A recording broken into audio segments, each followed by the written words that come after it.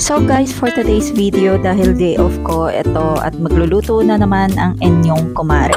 So mag-start tayo sa pagprito ng itlog. Ay nako, itlog na naman. Malayo pa kasi yung sahod, kaya itlog muna sa ngayon. At syempre, hindi lang yan itlog. Dahil may dilis din. Oh, para maiba naman. Syempre, ayan.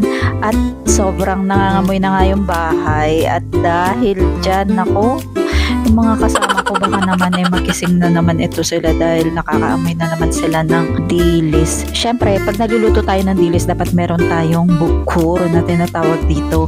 Para naman yung dilis na naamoy nila ay mapalitan ng mabango. Diba? O ganyan lang, para ka nagtataboy ng masamang espiritu. O masamang espiritu ng kawalan ng kaperahan dahil malapit ng sahod. At syempre, simulan natin ang ating pagkain. Magkape na rin tayo. At ayan na, simulan na nating lapangin.